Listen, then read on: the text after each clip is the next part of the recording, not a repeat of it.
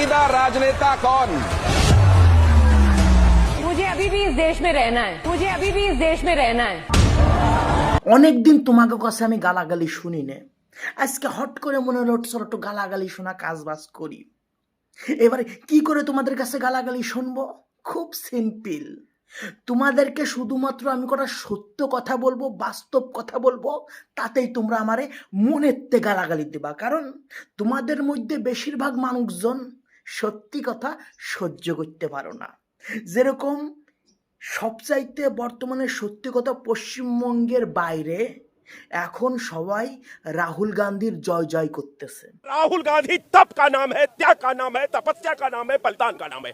যারা আমরা পশ্চিমবঙ্গ নামক কুয়োর মধ্যে রয়েছি, আমরা কুয়োর ব্যাং, আমরা বাইরের জগৎ সম্বন্ধে কোনো রকম ধারণা রাখতে চাই না, রাখবো না। আমাদেরকে যেটা শিখানি হচ্ছে, যেইটা আমাকে সামনেতে ঘুরঘুর করতেছে, আমরা শুধুমাত্র সেইটাই শুনবো, সেইটাই দেখবো। কিন্তু যারা আমরা পশ্চিমবঙ্গের বাইরে থাকি, আমাদের কাছে গোটা ভারতবর্ষের নিউজ আসে, ওই জন্য আমরা বাস্তবটাকে স্বীকার করি। তো এই মুহূর্তে আসে রাজনৈতিক মহল এরকম টকবক করতেছে।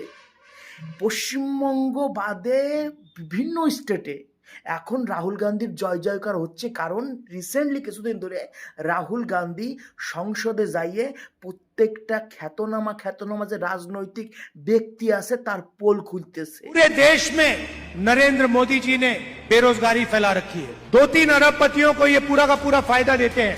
25 सबसे बड़े अरबपतियों का इन्होंने 16 लाख करोड़ रुपए कर्जा माफ किया है। সরকারের কাছে ডিরেক্ট কোশ্চেন করতেছে। এবং ইউথ যে জেনারেশনটা আছে, যারা যুব সম্প্রদায় পশ্চিমবঙ্গের বাইরে, তারা রাহুল গান্ধীরই বিশালভাবে সাপোর্ট করতেছে।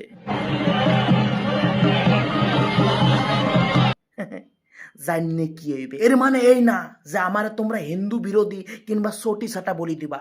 আমি যেটা বললাম, আমার 2 চোখ দিয়ে দেখতেছি, আমার চোখটা খুব ভালো, তারপর আবার চশমা লাগাইছি, সবকিছু ফকফকা দেখতে পারি। তোমাদের হয়তো চোখ টোক কানা হয়ে গেছে, বল্লাই হচ্ছে, এই জন্য তোমরা দেখতেও চাও না এবং বাস্তব জিনিসটা স্বীকারও করো না। কিন্তু এটাই বাস্তব, পশ্চিমবঙ্গের বাইরে রাহুল গান্ধীর জয় জয় হচ্ছে।